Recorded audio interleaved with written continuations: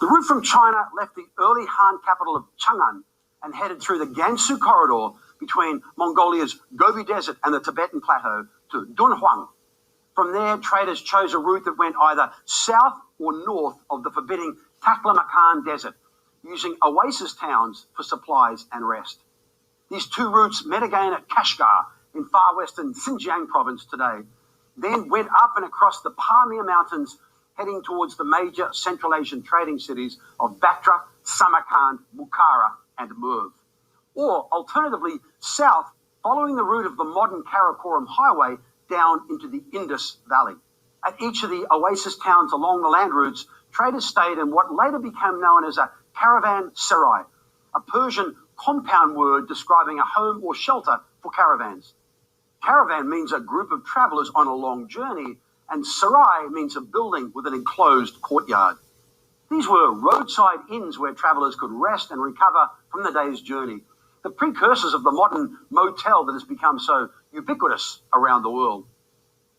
Caravanserais were sturdily built, typically large single buildings with a square-walled exterior and a single portal wide enough to permit large or heavily laden beasts such as camels to enter.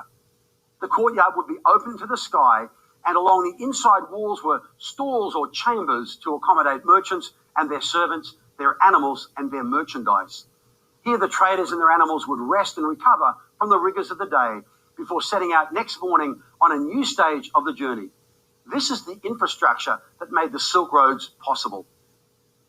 I like to imagine the atmosphere in a caravanserai, the babble of different languages, the discussions around the campfires on everything from the condition of the mountain passes to the price of silk or pepper to the different ideological beliefs of the merchants.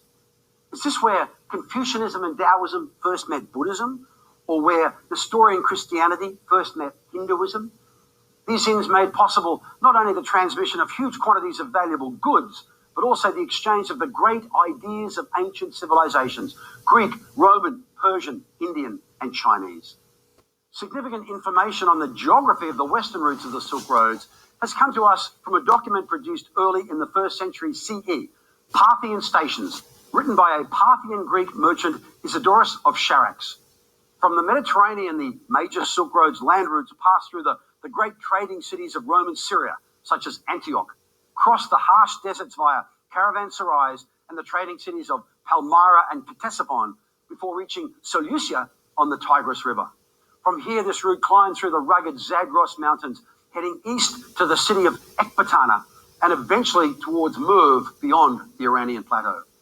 From Merv, the main route turned north via Bukhara and the Fergana Valley and then east into Mongolia before dropping down south towards Han, China. Around the time Parthian Stations was being composed, the amount of trans-Afro-Eurasian trade taking place by sea was also increasing, particularly between Roman Egypt and the coast of India.